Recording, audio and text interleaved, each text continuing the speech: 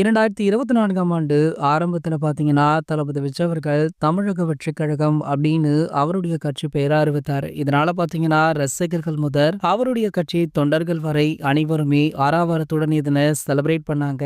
ஆனா, அதுல ஒரு விஷயம் அவங்களுக்கும் சோகம் அளிக்கும் வகையில அமைஞ்சது. அதாவது தான் கமிட் ஆகி உள்ள அத்தனை படங்களையுமே முடித்துவிட்டு நான் முழுநேர அரசியல்ல ஈடுபட போவதாக சொல்லியிருந்தாரு. அதன் பின்பு பார்த்தீங்கன்னா, கோட் திரைப்படம் ரிலீஸ் ஆகி ஒரு மிகப்பெரிய வெற்றியை பதிவு பண்ணுச்சு.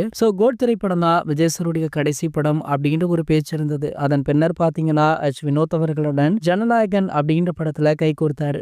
இதுதான் விஜய் சாருடைய கடைசி படம் அப்படின்னு ரசிகர்களுமே தற்போது பேசிட்டு இருக்காங்க. ஆகையால பாத்தீங்கன்னா படத்துடைய ஒவ்வொரு அப்டேட்டுகளையுமே வேற லெவல்ல செலிப்ரேட் பண்ணிட்டும் இருக்காங்க. இது ஒரு பக்கம் இருக்க விஜய் சாருடைய கடைசி படம் இதுதான் அப்படின்னு விஜய் சார் எந்த இடத்துலயுமே அதனை மென்ஷன் பண்ணல. தற்போது வந்துள்ள தகவல் அதனை உறுதி பண்ணிருக்கு. அதாவது நம்ம விஜய் சார் மீண்டுமுமே ஒரு படத்துல நடிக்க உள்ளார் அப்படின்ற தகவல் வைரல் ஆகிட்டு இருக்கு. அண்மையில பாத்தீங்கன்னா இயக்குனர் வெற்றிமாறன் அவர்கள் தளபதி விஜய் அவர்களை 2 முறை மீட் பண்ணிருக்காராம். மீட் பண்ணது மட்டுமல்லாமல் இவங்களுடைய உரையாடல் கிட்டத்தட்ட 3 அல்லது 4 மணி நேரங்கள் நடைபெற்றுள்ளதா. வெற்றிமாறன் அவர்கள் தளபதி விஜய் அவர்களிடம் ஸ்டோரி நரேஷன் பண்ணியுள்ளதாக சொல்லப்படுது. அடுத்த படம் இவங்களுடைய கூட்டணியில உருவாக இருப்பதாக ஒரு தகவல் சமூக வலைதளங்கள்ல வைரலுமே ஆகிட்டு இருக்கு. இது போன்ற சினிமா செய்திகளை பத்தி நீங்க உடனே தெரிஞ்சுக்க நம்மளுடைய சேனலை மறக்காம சப்ஸ்கிரைப் பண்ணிக்கோங்க.